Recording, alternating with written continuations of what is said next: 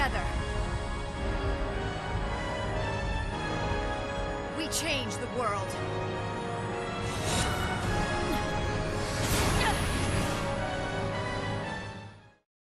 Hello everyone, it's your boy Theo here with a surprise Braska setup. Before we start, a huge shout out to Ule for becoming a tier 3 member. Your support really means a lot. Thank you so much. He requested tracks from the game One Step from Eden to be used in my video, so here it is. I hope you enjoy the run. If you would like to also directly support my channel, click on the join button under the video to become a member. Thank you very much. Back to the run. This is a double Snowverflow setup, active on both Braska and Kain. Yep, turns out it's not exclusive to BT only characters. FR characters can do it too, because they have access to a higher HP damage limit from their force attack. Granted, these tend to be lower than BT finishes, but it's still a good thing to have, especially if we incorporate launch. Much like my previous run, you will see me do a lot of cancelled launches during the setup phase. This is to prevent myself from doing too much damage to the Yu Pagodas. I need them to be alive to have damageable targets for Braska's FR and Kain's BT attacks to enable Snowverflow. For my setup, I'm using Kain with Lily's at Call, Braska with Penelo Call, and Snow with Iroha's Call. Lily and Iroha are standard calls I've used multiple times for Snowverflow. And then we have Penelo's call. It's actually rather weak, only 20% max brave up and 20% gain overflow up. But the key attribute to Penelo's call is a 6-turn duration. With this long duration call attached to Braska, I'll be able to use Curaga to supercharge my force time and still have the call effect active to help maintain Snowverflow. Compared to the Garnet setup, this Braska variant is much more offensive setup due to the nature of Braska's kit. Curaga works twofold, gauge charging and supercharging. These terms are sometimes used interchangeably by the community, but it really means different things. Gauge charging means to fill up your force gauge to 100% so we can enter force time quicker. Supercharging means to use a buffing skill during a force time. And depending on your character and force time, this can add a lot of HP damage bonus. With Braska, using Curaga inside his own force time will increase the HP damage bonus by 70%. So it's actually stronger to Curaga multiple times before passing it off to your BT character. This way, even though force time won't last for the whole BT phase, you still end up doing higher damage because of the supercharged HP damage bonus. So some pros and cons of Braska versus Garnet.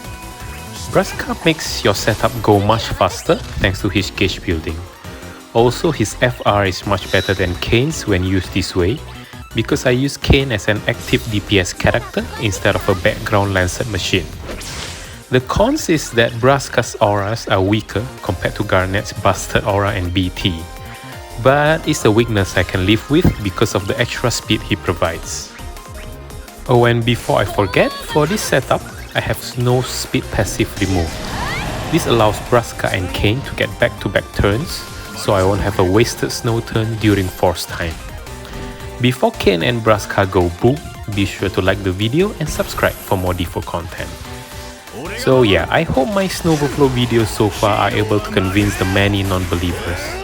Snowverflow is not dead in SHINRYU. It is harder to pull off for sure, but it's far from dead.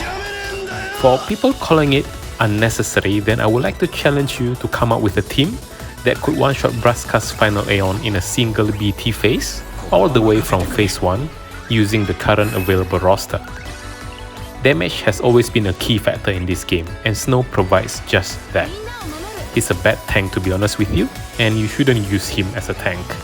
And that's it for my mini rant. I will leave you here for now and enjoy the rest of the video. Thank you for watching, and I will see you in the next one. Bye bye. 我が祈りに応えよ。行きますよ。もう眠りなさい。任せておけ。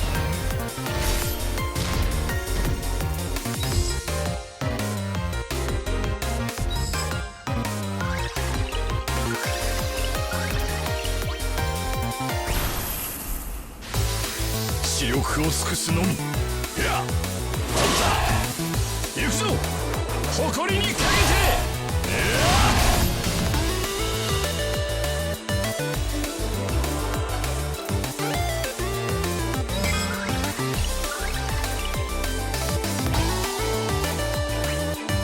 ここは任せてくれ。ここは任せてくれ。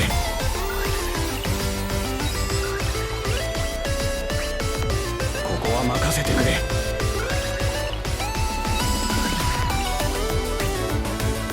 人知を超えた力だ。任せておけ。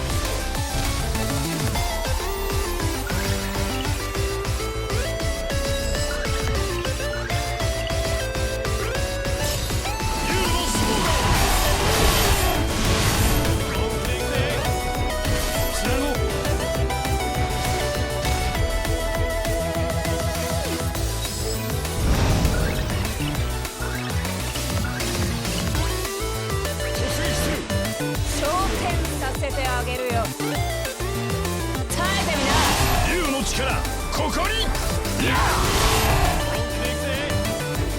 つなごう。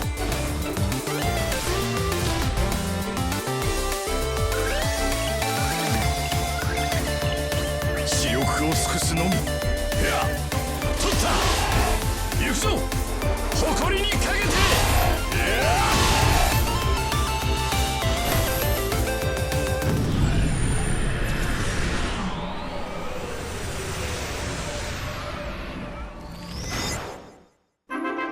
共に